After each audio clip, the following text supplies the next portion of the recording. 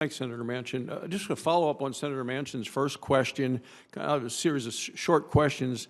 If you just kind of respond briefly. The United States is the world's largest oil and natural gas producer, just a fact. On balance, is that a good thing or a bad thing?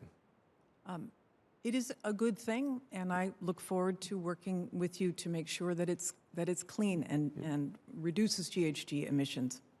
In the United States has, if not the lowest, then among the lowest energy prices in the developed world. Again, on balance, a good thing or bad thing? Good thing, of course.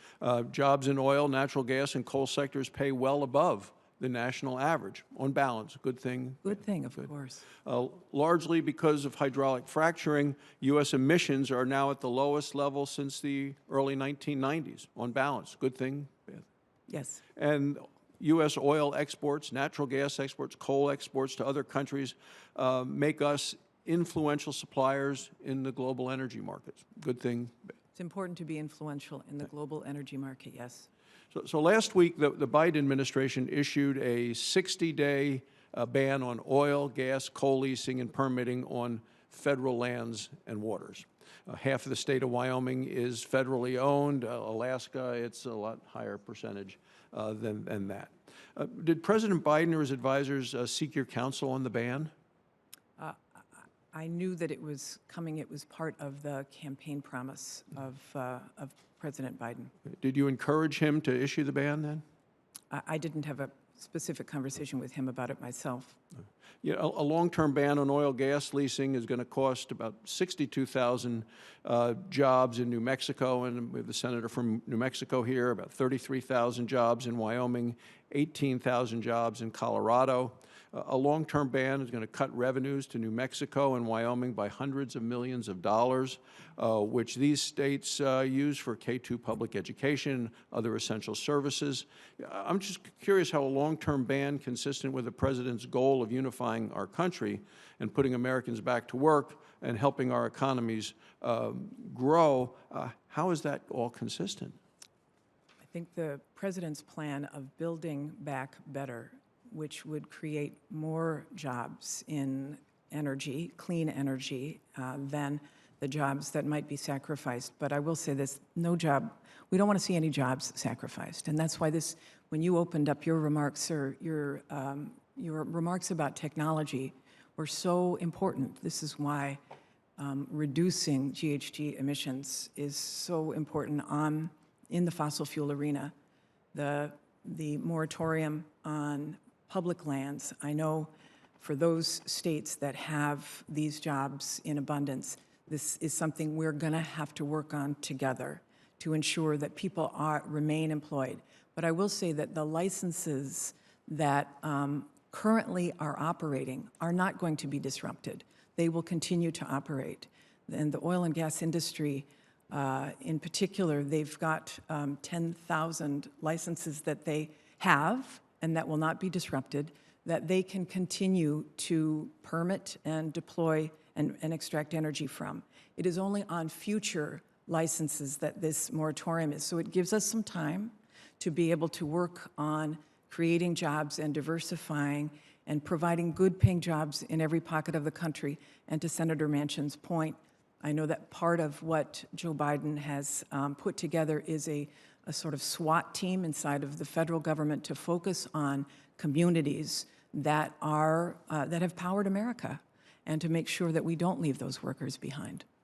In 2016, you stated that U.S. should, quote, do everything we possibly can to keep fossil fuel energy in the ground. Do you stand by those remarks or want to comment related to that? Yeah.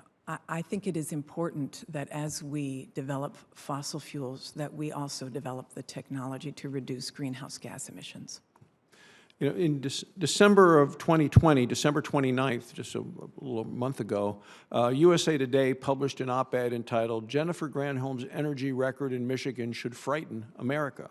The op-ed alleges that as governor, you directed hundreds of millions in taxpayer dollars to battery, solar, other green energy companies that failed to deliver on their job creation promises.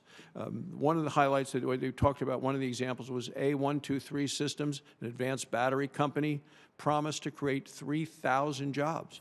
2009, the Obama administration awarded A123 Systems $249 million grant. Your administration provided more than $141 million in credits and subsidies.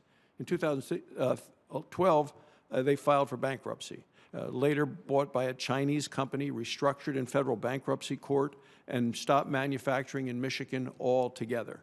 In short, American taxpayers spent close to $400 million to subsidize a technology transfer, basically, to the Chinese. So based on this record, can you provide us something in terms of what confidence that we should have if you are confirmed that you will be able to invest U.S. taxpayer dollars wisely? Thank you, Senator. First, that article is incorrect. In Michigan, we have something called the Michigan Economic Growth Authority that offers tax credits to firms that promise to build, create a certain number of jobs. But if they don't get the funds. And so in Michigan, because of the way that tax credit is structured, we don't pay out if firms don't deliver.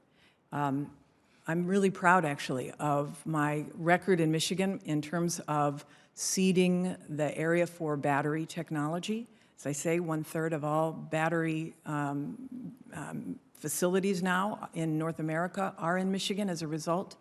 We should not be wasting taxpayer dollars. There's no doubt about that. And the money that was the loan guarantee program that the Loan Program Office at the Department of Energy is responsible for.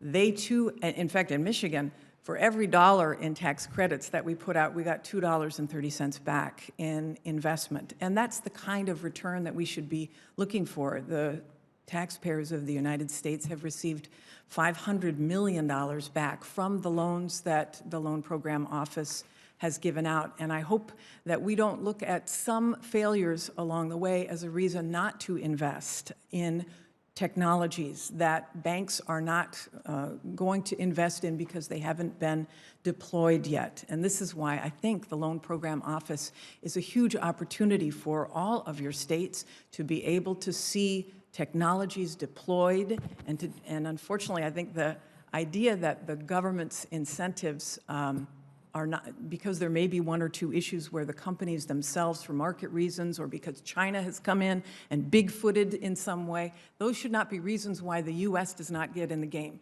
We better believe that China is in this game. They are aggressively competing. States individually are bringing a knife to a gunfight, and without a federal partner in making sure that we can get these jobs in America, then we will be losing globally. So I hope that we can work together to ensure that the Loan Program Office and the state programs across the country are successful and are supported and in partnership with the private sector to make sure that we create jobs for people. Thank you, Mr. Chairman.